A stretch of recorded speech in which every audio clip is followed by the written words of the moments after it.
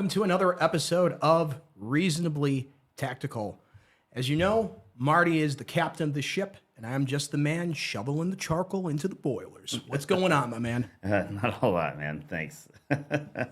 So today we're going to talk about a couple things. First is the fear of failure, and then we're going to talk about the Lifetime Achievement Award, and they kind of go hand in hand. But we're going to start with fear of failure, and time and time again, I have had conversations with people when they hear my background, and it quickly turns into I was going to, but ... And this is related to fitness, to education, to relationships, to enlisting. For those that are in the service, going to selection, it's just often people are their own worst enemy because they focus on those unknown negatives rather than focusing on that positive end state, what that goal is. And therefore, they create their own psychological barrier to moving forward. And it's a detriment to anybody. Agreed. And I've experienced that myself. In high school, I didn't really put forth a lot of effort when it came to my physical fitness or my mental fitness for that matter. And it wasn't until years later, my 20s, when my cousin, who, if you're watching this, Sarah, thank you, she was a power lifter. And awesome. She actually got me into the gym. She said, John, start small, grow from there. Right. And you know Right. what? It started into a whole lifestyle change, mental, physical, everything. Right. And it's crazy how that, a little bit of physical fitness or just, 20 minutes exercise a day, just how that makes you feel the rest of the day. And what gets me with this is, people ask me what type of workouts I do, or they ask what kind of what kind of workouts I've created for my son. And when I break it down and offer to help them, the response is often something along the lines of, well, I have to get in shape before I start that. And I'm like, wait, no, I'm talking about getting in shape. I'm talking about, and it has to start somewhere. And I get there's time constraints, or maybe you have a previous injury, but they're making an excuse before they even sit down and really think about how to start it. And we see this especially around the holidays. Everybody makes their New Year's resolution and you get their gym membership, and for 3 weeks the gyms are full, and then that's our busiest time. Are you crazy? I look forward to Yeah. New Year's because I'm going to have at least 1 month of a bunch of people signing up, Right. and then I'm going to have just another kinda peter 2 out, months yeah. of an empty gym, but I'm still getting paid for it because they forget that that they're paying for it. Yep. But in the day is that they're making excuses before they even take a look at it. And what they don't understand is if they come and ask me for help, I don't expect them to jump in doing my workout with me, using the weight I use, or keeping up with me. It starts with body weight stuff and building the core, and then incorporating a PVC pipe to learn the movements. And then we eventually graduate to using a bar. And then once they have the fundamentals down and can do it safely, consistently, then we start adding weight. But, when they create that psychological barrier, well, I'm not in good enough shape, but if that's what you keep saying, you're never going to progress. Right. Another big one that I heard all the time when I was in, and now still when I meet Army vets and they find out that I was Special Forces, it'll be, I was going to go to selection, but ... And they always have some crazy excuse. But at the end of the day, it comes down to some crazy urban legend or made up nonsense that isn't even true, where somebody told them that this is what happens to you during Special Forces training. It's all nonsense. So then what does happen to you during Special Forces? So they don't do the Navy SEALs claim, we hold you underwater till you stop breathing and we have to resuscitate you. That crap? Yeah, you hear, we go to SEER school, they break bones, or, they gas you, or they, drug you, and it's no, that doesn't happen. Now, what does happen is you're going to walk long distances with heavy weight on your back. You're going to go days with minimal sleep, days with minimal food. You're going to be tired and hungry most of the time. Yep. And then the last thing that, I hear excuses for, that fear of failure, it comes from law enforcement folks who, when we discuss training or different techniques, is, Marty, we're not a tier 1 assault force. And I usually look at them and I'm like, well, duh, look at you. I can see that. No kidding. But what they don't understand is no identifier or funny colored hat or patch makes an operator. It's what's in that person's heart that makes them. And that's what people don't understand. Special operators are recruited for their mental ability and their heart, that will to succeed, not give up, not quit. And that's what they don't understand. And furthermore, they don't even understand like what Green Berets do, and they're master instructors. Sure, the direct action part is a small part of that. But my greatest successes weren't with a 12-man team doing direct action. It was me either by myself or with a couple other people training the locals. Some with no formal education couldn't read or write, teaching them, training them, and making them a formidable fighting force where they could then conduct their own operations. So it had nothing to do with creating this tier 1 force with hand-picked operators. It was, no, the right people were picked to go teach these people and make them fighters.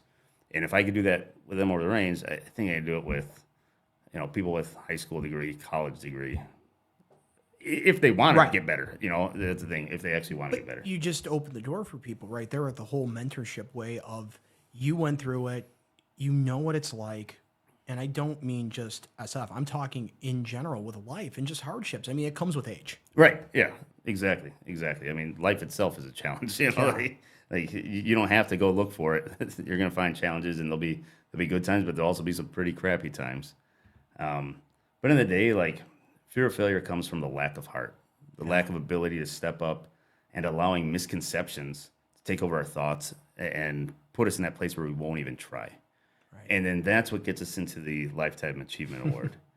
And this is where individual gets their certification, whether it's graduating the Special Forces Qualification Course, Law Enforcement Academy, college.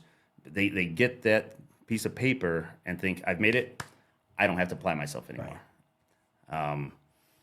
And it's we used to see it in Special Forces. Guys would get their beret, they'd get their tab, they'd get to a team, and they would constantly come up with excuses not to go to schools. Right. They would always have a reason why they couldn't go. And at the end of the day, it was because they didn't want to get exposed that they weren't as good as they thought they were. Well, it's like the old joke. What do you call somebody that went to medical school and was the last in their class but graduated? The doctor. Yep, exactly. And it's the same thing. They all sit back and rest on their laurels, unfortunately. Yeah, and where it would catch up to these guys is then when promotion time would come, they'd wonder why they're not getting promoted. And it's like, well, you haven't been in any schools. You haven't done anything. The only training you've done has been mandated by your team. You haven't done anything to improve yourself. You haven't gone to college. You haven't done, any of these things to improve yourself. So they'd fall behind. And I bring up the college thing because it was mind blowing. It was when I started FTO, and a mid-level individual at the office that I was at asked me what my degree was in. As I was explaining, another, person that had been around for a while, kind of scoffed. Why would you waste time with education? And I was like, what? Like, why wouldn't I? Yeah. Why wouldn't I make myself better, make myself smarter, make myself more well-rounded? Mm-hmm. And I'm like, this is so supposed to be mentoring me, just kind of like not even that's not even positive in any way. Yeah, you're supposed to be instilling people to improve, to take on new challenges, to seek new intelligence, and it just kind of makes you scratch your head. And then what's sad is, that being said, with the law enforcement side, at many places you graduate the academy and that's it. Like, unless you're doing stuff on your own, you really got to be motivated. There's nothing, like there's your annual certifications, check the block. A lot of that can be pencil whipped if your leadership likes you. So, where's the drive to really improve, to get better? It falls on the individual, So it's, well, I got my badge, I got my diploma from whatever academy, I am done. It's like, no, man, you just started. Like there's a whole world you need to learn about. Why would you limit yourself to this? I don't know. There is no such thing as a Lifetime Achievement Award. There's always room for improvement. And you should constantly seek improvement, even if, your boss doesn't tell you to, or, your significant other doesn't encourage it. Like, still, for just your own mental, satisfaction. It's complacency. A lot of people just get complacent. They get lazy. They're like, oh, well, I did this.